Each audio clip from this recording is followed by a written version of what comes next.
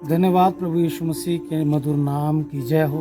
और आज हम अपने चर्च के बाहर की साइड खड़े हैं और जैसे मैं आपसे परमेश्वर के आत्मा के द्वारा कुछ बात करना चाहता हूं, परमेश्वर के वचन के द्वारा।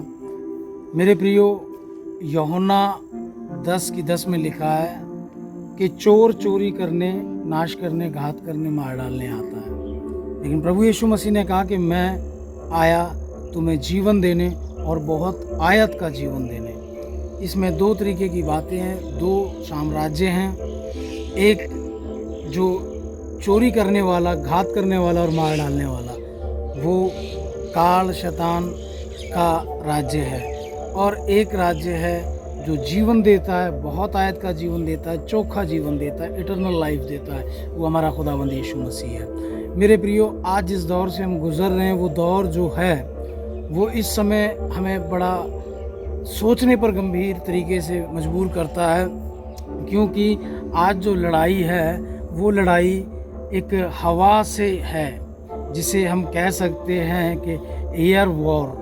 एयर वॉर कैसे?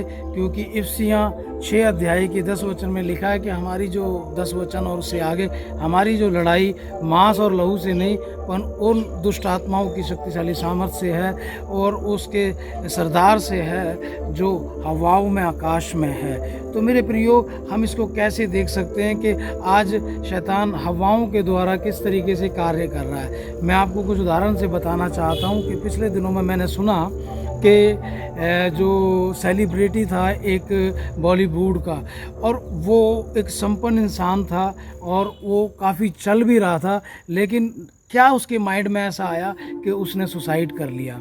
जब उसके अकाउंट को देखा गया तो उसके अकाउंट में 17 करोड़ रुपए पाए गए। अगर हम सोचें कि एक मिडिल क्लास व्यक्ति जो है वो 17 करोड़ अगर उसके पास हों तो वो एक बहुत हैप्पी लाइफ जिएगा, लेकिन इतना पैसा होने के बाद भी उसके पास पेशेंस, शांति नहीं थी, और ऐसा क्या हुआ कि उसने सुसाइड किया। यही एयर वॉर है, यही वो हवाओं के साथ युद्ध है। और मेरे प्रियो, बहुत सारे लोग जो परमेश्वर को नहीं भी जानते, उनके जीवन में उनके पास पैसा है, सब कुछ है, लेकिन शांति नहीं है। उनको वो आत्महत्या करने में प्रेरित कर देता है किसी ना किसी तरीके से।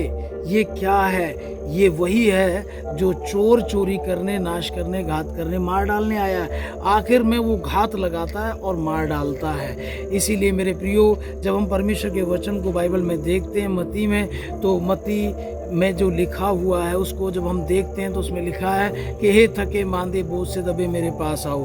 आपके पास पैसा है, आप सक्सेस है, आपका कारोबार अच्छा है, लेकिन एक बेचैनी है, शांति नहीं है। ये हवाओं का युद्ध आपके जीवन में चल रहा है। तो यीशु मसीह आपको आवाज़ मार रहा है और वो कहता है कि मैं तुझे जीवन, अनंत काल का जीवन देने आया हूँ, मैं तुझे इटर्नल लाइफ देने आया हूँ, मैं तुझे अनादिकाल का जीवन देने आया हूँ, तू मेरे पास चला।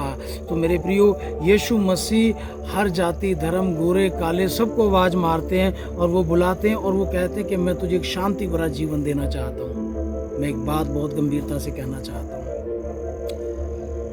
इंसान दुनियावी चीज़ों के पीछे भागता है, पैसे के पीछे भागता है, सक्सेस के पीछे भागता है, नाम, रुतबा, शोहरत के पीछे भागता है, लेकिन वो सब चीज़ें कब काम आती हैं? जब इंसान के पास जीवन होता है। अगर शैतान आपके जीवन को ही चुरा ले, अगर शैतान आपको डिस्टर्ब कर दे और आपको इस हद तक प्रेरित करे कि वो सुसाइड कर ले, जब जीवन ही नहीं होगा तो वो सक्सेस का हम क्या करेंगे, उस पैसे का हम क्या करेंगे, उन सारी चीज़ें जो भौतिक तौर से आती हैं उनका हम क्या करेंगे? सबसे पहली बात है कि इंसान के पास जीवन होना चाहिए, अनंत जीवन होना चाहिए, और वो अनंत जीवन प्रभु यीशु मसीह के पास है। मेरे पास बहुत सारी गवाहियाँ, मेरी अपनी गवाही है, मैं आपको बताना चाहता हूँ। मेरे प्रियो, थोड़ी देर हम इन बातों के ऊपर सोच करें, विचार करें कि आज हम जिस दौर में रह रहे हैं उस दौर में जो युद्ध चल रहा है वो हवाओं से, और हवाओं से आप कैसे लड़ सकते हैं। ये आत्मिक युद्ध, इससे हम कैसे लड़ सकते हैं? इससे हम परमेश्वर की कृपा के अनुसार, परमेश्वर के अनुग्रह के अनुसार और यीशु मसीह के नज़दीक आने के द्वारा हम लड़ सकते हैं, हम विजयी हो सकते हैं, हम शांति पा सकते हैं, और जो कुछ हमें भौतिक तौर रूप में मिला है उसे हम संजो के और संवार के भी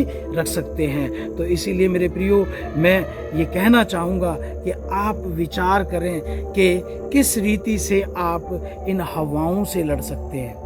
आप यीशु मसीह के पास आएँ, उनके वचनों को पढ़ें, उनके वचनों को फॉलो करें, उसके अनुसार जीवन को जिएं। आप प्रार्थनाओं में रहें, एक अच्छा साफ और सुथरा जीवन जिए, धोखे से दूर रहें, धोखा देने से दूर रहें, हर प्रकार के फरेब से दूर रहें और प्रार्थना वाला जीवन जिए, अच्छा आचरण करें, परमेश्वर के नज़दीक रहें और आप देखेंगे कि जो कुछ भी आपके पास है वो आपके फ़ायदे के लिए होगा।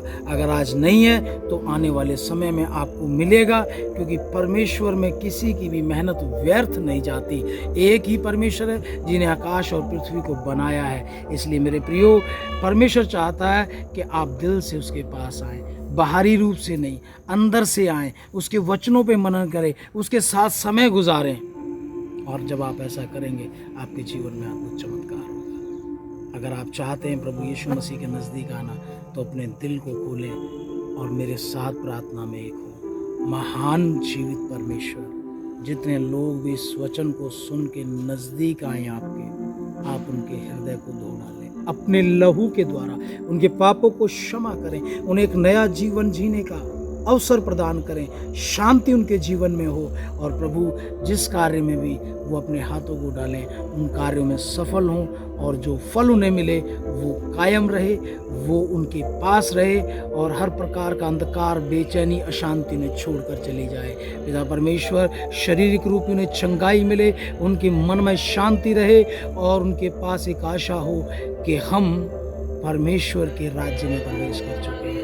धन्यवाद देते हैं जितने लोग इस पर विश्वास करें वो ये अनंत जीवन पाए। धन्यवाद यीशु मसीह के नाम से।